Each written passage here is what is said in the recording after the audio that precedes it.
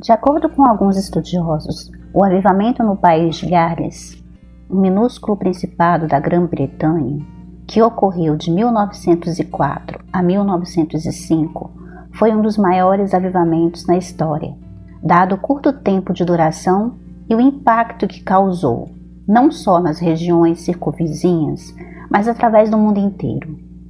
Sem dúvida alguma, foi um dos grandes acontecimentos que viriam a marcar significativamente o início do século XX. Nesta série de artigos, o foco principal será como Deus usou instrumentos comuns para trazer acontecimentos extraordinários. Antes de Deus acender a chama, ele precisava preparar um instrumento para guiar e cuidar do avivamento. Por isso, no nosso relato, precisamos voltar um pouco no tempo e falar a respeito de um homem que Deus começou a preparar vários anos antes dos acontecimentos descritos na parte 1. Quando Deus começa um avivamento, Ele não trabalha primeiro com a igreja como um todo. Ele escolhe uma ou duas pessoas com paixão, com encargo, que geralmente estão fora do arraial, num certo sentido. Estão fora dos programas normais da igreja. Estão carregando um fardo que os outros não conseguem compreender. Volte às Escrituras e veja os exemplos. Deus escolhe um simples pastor, longe dos centros de atividade, e faz dele um rei. Ou toma homens comuns, como Amós, um homem do campo, Amós 7,14, e os chama para serem profetas. Deus não escolhe os fortes, os capacitados. Ele procura os simples, os disponíveis. Imagine o que Jesus faria se estivesse iniciando o cristianismo agora, no século XXI. Se ele tivesse de escolher 12 homens e dizer: estou confiando a estes homens o futuro da igreja cristã, a mensagem do reino de Deus. Imaginaríamos que procuraria nos melhores seminários, que escolheria as mentes mais brilhantes, os comunicadores mais dinâmicos. Mas não foi isso que fez no início da era cristã. Sabe o que ele faria hoje? Iria a uma obra de construção, a uma fábrica qualquer, ou aos trabalhadores rurais, e chamaria seus discípulos, porque foi isso que fez quando escolheu pescadores e outros homens comuns nos evangelhos. Subtítulo: A preparação de Evan Roberts. Quando se fala do avivamento de Gales, o nome mais conhecido hoje é o de Evan Roberts. Mas quando foi chamado por Deus, ele era desconhecido, um trabalhador comum, sem cursos ou títulos. Evan nasceu em 1878, perto do rio Logor. Sua família era metodista e desde cedo levava as coisas espirituais a sério. Converteu-se com 13 anos de idade. Seu pai, como a maioria dos homens naquela região, era um mineiro de carvão e trabalhava nos túneis escuros embaixo da terra. Com apenas 9 anos de idade, Evan precisou começar a trabalhar porque seu pai quebra a perna na mina. Com 12 anos, ele saiu da escola para assumir o trabalho definitivo nas minas de carvão. Era um trabalho muito perigoso e mais de uma vez escapou por pouco da morte. Em uma das ocasiões, houve uma explosão na mina, mas como não era o seu turno, ele não estava no local. Sua Bíblia, porém, havia ficado lá e ficou queimada exatamente na página de 2 Crônicas 6, na oração do rei Salomão. Evan guardou essa Bíblia como memorial por muitos anos. Ao contrário da maioria dos cristãos em Gales, que eram indiferentes e acomodados, Evan estava sempre insatisfeito com o nível de vida espiritual que tinha, sempre buscando ansiosamente por algo maior. Ao ver a sede do jovem, um diácono de sua igreja o aconselhou a não perder uma reunião de oração sequer, pois poderia acontecer de o Espírito Santo chegar quando ele não estivesse presente. Por isso, todas as noites da semana, Evan estava em uma reunião de oração ou estudo bíblico nas redondezas. Durante 13 anos, da idade de 13 aos 26 anos, ele fez isso, orando com perseverança por um avivamento. Com a idade de 19 anos, Evan estava numa montanha em Gales, contemplando o vale embaixo e recitando a oração do Pai Nosso em voz alta. Quando chegou às palavras, "Venha o teu reino", ele ficou tão comovido que não conseguiu mais falar. Ficou parado ali, enquanto as palavras martelavam no seu interior.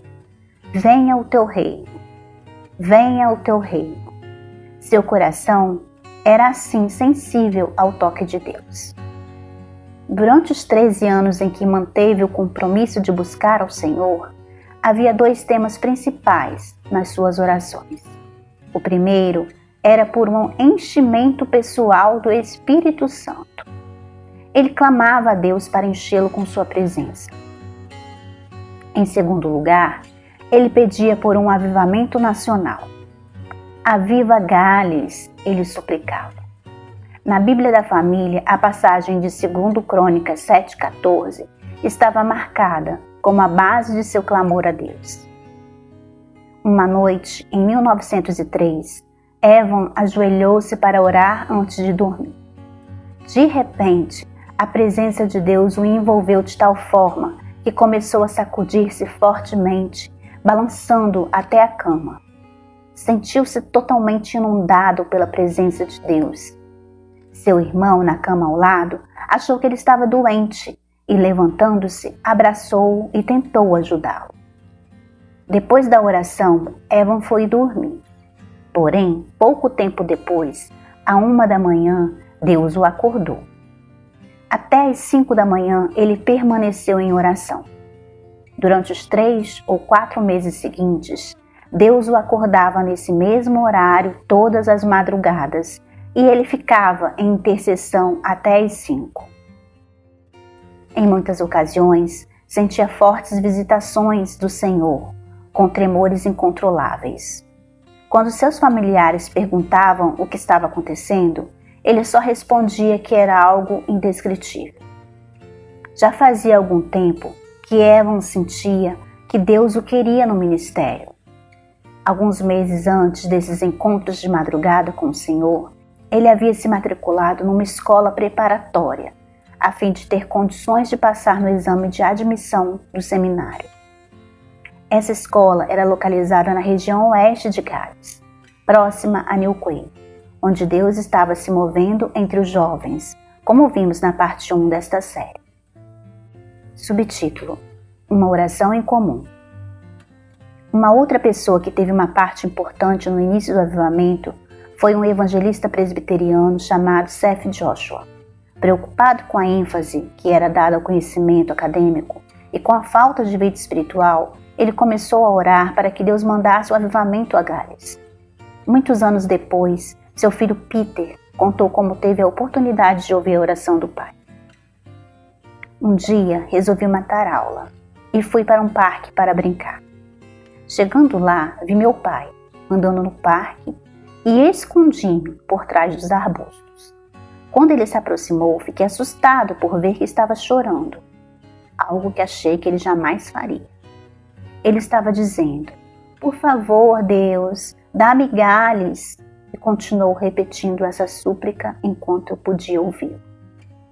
Porém, antes de pedir um avivamento para Gales, Seth Joshua estava fazendo uma outra oração a Deus por algo bastante comum.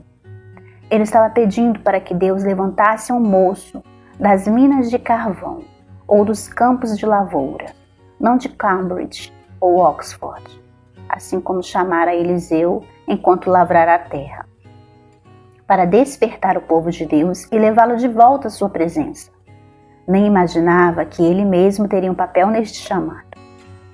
Em 1904, quando Evan Roberts estava estudando na escola preparatória, Seth foi pregar na igreja de Joseph Jenkins, em Newquay, onde Florrie Evans havia feito sua confissão e onde havia agora um grupo de jovens avivados. O ambiente espiritual estava muito favorável. e Deus estava operando poderosamente em muitas vidas. As reuniões se prolongavam até mais de meia-noite. Numa das reuniões, depois de meia-noite, Seth tentou encerrar o culto com uma última oração. Mas durante a oração, o Espírito começou a agir novamente e o povo não quis ir embora. Isso se repetiu por diversas vezes. Seth Joshua testemunhou depois que nunca antes vira tamanha manifestação do poder do Espírito. Depois disso, Seth foi para Newcastle Emblem, para a escola preparatória, onde Evan Roberts estava. Eram todos jovens preparando-se para o ministério, mas o ambiente era frio e indiferente. Nas primeiras reuniões, Evan não estava presente porque estava doente. No terceiro dia, porém, um grupo de jovens de Newquay veio. Não houve pregação, somente cânticos, testemunhos e exortações. O fogo começou a arder, corações se derreteram e muitos começaram a pedir misericórdia de Deus por suas próprias vidas. Subtítulo: A Grande Reunião de Blaina Nerd. Ao ouvir e ver o que Deus estava fazendo em Newquay, Evan Roberts sentiu que chegara o momento para a resposta às suas orações.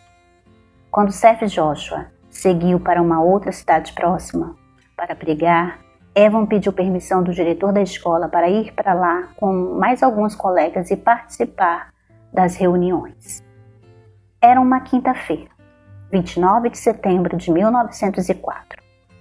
Evan Roberts saiu de Newcastle com um grupo de 19 colegas da escola, às 6 horas da manhã, para estar na primeira reunião que começaria às 7. Já pelo caminho, o grupo sentia a forte presença do Espírito ao cantar: Está vindo o poder do Espírito Santo. Eu recebo o poder do Espírito Santo. Ao chegarem lá, participaram da primeira reunião. No final da pregação, antes de dar um intervalo para tomar o café da manhã, Seth Joshua fez uma oração em que usou as palavras: Senhor, dobra-nos.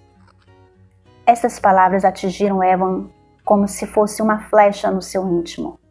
Ele sentiu uma profunda agonia, como uma dor de parto, e testificou mais tarde que o Senhor lhe sussurrou nos ouvidos: É disso que você precisa.